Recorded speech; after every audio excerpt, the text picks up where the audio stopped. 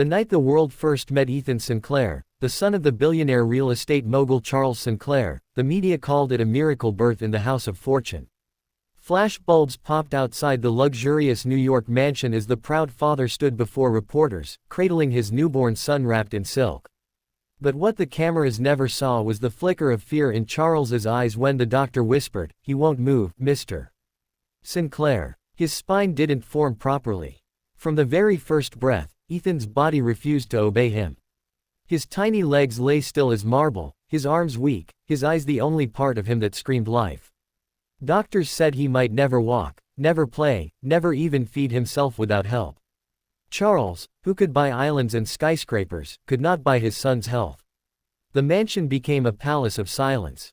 Nurses came and went, therapists rotated in shifts, but no laughter ever echoed through those marble halls. His mother, Isabella, sank into quiet despair, spending her nights watching the city lights flicker through the nursery window, wondering why fate had stolen her child's strength. Charles buried himself in work, expanding his empire, pretending control. To the world, he was powerful, but inside, he was a man raging against the one thing money couldn't fix. Years passed. Ethan grew into a fragile boy with a mind sharper than the diamonds his father traded. He studied everything, from the sound of rain to the stories nurses whispered when they thought he was asleep. His wheelchair became his world, his books his playground. But behind his intelligent eyes, a deep loneliness brewed.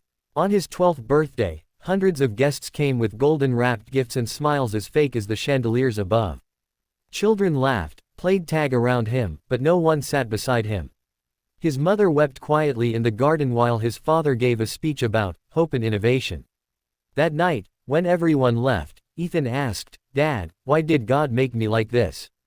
Charles froze. For the first time, the man who ruled half of Manhattan had no words.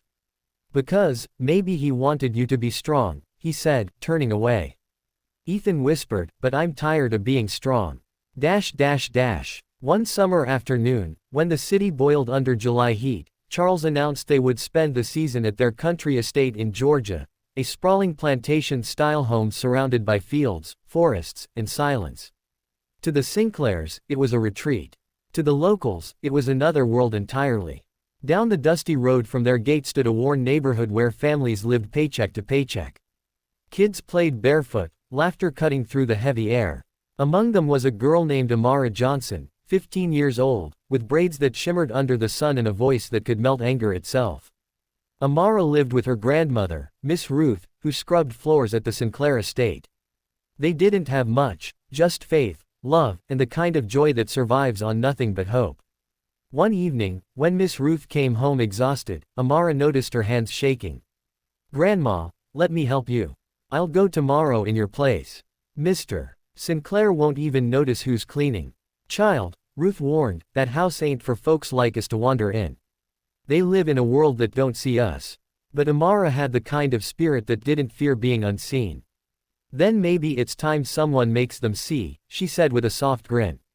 The next morning, she put on her cleanest dress, faded but ironed, and walked the long road to the Sinclair estate.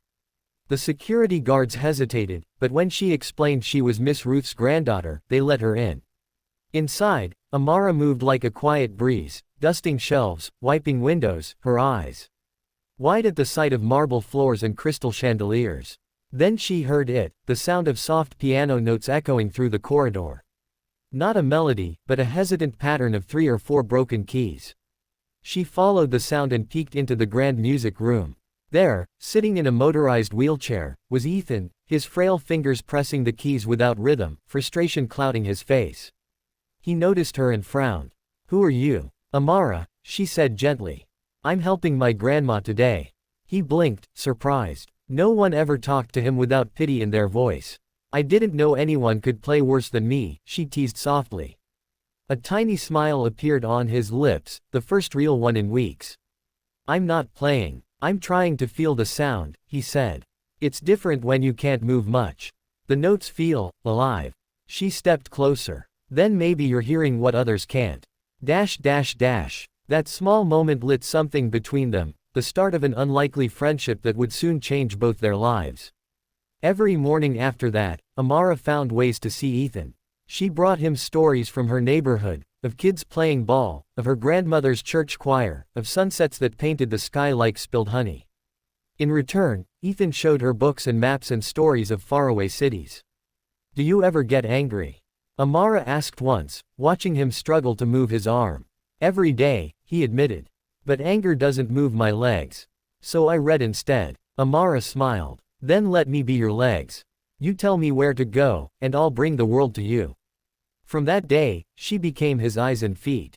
She wheeled him through the gardens, down the forest trail, even to the pond where dragonflies hovered over the water. She told him how sunlight felt on skin, how the earth smelled after rain, how laughter sounded when it came from freedom. And for the first time in years, Ethan laughed, a full, unguarded laugh that made the servants stare in disbelief. But not everyone was pleased. When Charles found out, he confronted her grandmother. "I hired you to clean, not to bring your family into my home." Miss Ruth bowed her head. "Sir, she meant no harm. The boy, he's been happier since she came." Charles sighed, pinching the bridge of his nose. "My son doesn't need pity. He needs treatment, not friendship." That night, Amara overheard everything. Her heart ached. The next morning, she told Ethan, "Maybe I shouldn't come anymore." He panicked. "Please don't say that. You're the only friend I've ever had." She hesitated. "Your father thinks I'm just a poor girl with nothing to offer." "Then he's wrong," Ethan said firmly. "You gave me something money never could, you made me feel alive." One afternoon, while they were near the pond, Ethan's wheelchair hit a hidden stone and tilted dangerously. Amara screamed and grabbed him just in time, both of them tumbling into the shallow water. Ethan was terrified, not of the water, but of the feeling. For a second, his body jerked, and he felt something he hadn't in years, the faintest twitch in his leg. "Ethan, did you feel that?" Amara gasped. He blinked in disbelief. I think I did." They ran, or rather, she pushed his chair, back to the house, drenched and breathless. The doctor dismissed it as a spasm, but Amara didn't believe that. "No, there was something there. I saw it." From that day, she refused to let him give up. Every morning, she made him try, tiny movements, a twitch, a stretch. She sang while he tried, her voice warm like sunlight. "You believe in me more than the doctors," Ethan said once. "Because miracles don't come from hospitals," Amara replied. "They come from the heart that refuses to stop believing." Weeks passed. Ethan's movements grew stronger, small, uncertain, but real. When his therapist tested him, the readings were unlike anything before. It was as if something had reawakened in his body. Charles called in the best neurologists. They were stunned. "It's highly unusual," one said. "Almost impossible. It's as though his nerves have found new pathways." "What caused it?" Charles asked. The doctor shrugged. "Maybe emotional stimulus. Sometimes, the human spirit does what science can't explain." For the first time, Charles looked at Amara, really looked. The girl his money couldn't buy, whose kindness had done what all his wealth had failed to. Then, tragedy struck. One morning, Amara didn't come. Hours passed. Ethan grew restless. "Where is she?" he demanded. Later, Miss Ruth arrived with tears streaming down her face. "There was an accident on the road. She was hit while coming here." Ethan's world shattered. He begged his father to take him to the hospital. Charles, moved by his son's desperation, did. When they arrived, Amara lay unconscious, machines breathing for her. Her grandmother held her hand, whispering prayers. Ethan's own tears fell onto her fingers. "Please wake up," he whispered. "You told me miracles come from believing. I believe in you." Charles watched, something breaking inside him, the walls of pride, prejudice, and fear he'd built for years. He turned to the doctor. "Do whatever it takes. She saved my son, now save her." Days passed. Ethan refused to leave her side. He talked to her, read to her, even sang her favorite church hymns in his trembling voice. Then, one morning, as sunlight spilled through the window, her finger twitched. "Dad!" Ethan shouted. She moved. Amara's eyes fluttered open. The first thing she saw was Ethan standing, not perfectly, not firmly, but standing, holding onto her bed rail with trembling legs. "You're walking," she whispered weakly. He laughed through tears. "Because you taught me how to believe." The nurses rushed in, gasping. Charles fell to his knees, overcome. The room filled with something beyond medicine. It was love, pure and healing. Months later, Amara fully recovered.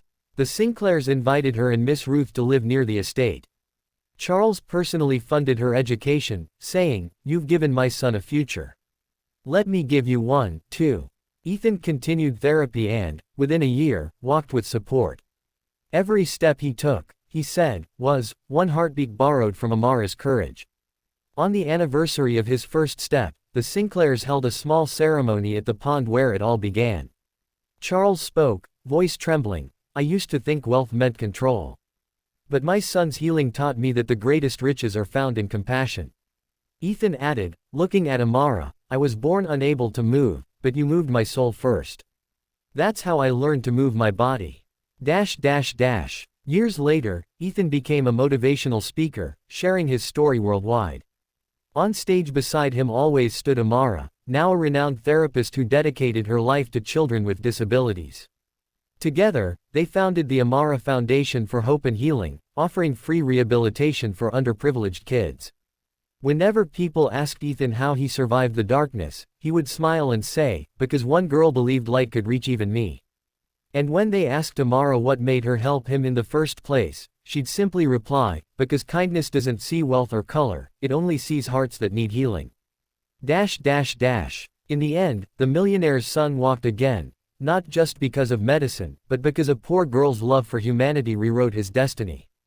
And somewhere between the mansion and the modest home, between privilege and poverty, two souls proved that miracles aren't bought, they're born from compassion. The shocking thing Amara discovered was not a secret buried in science or money. It was the truth that every human being holds the power to heal another through love.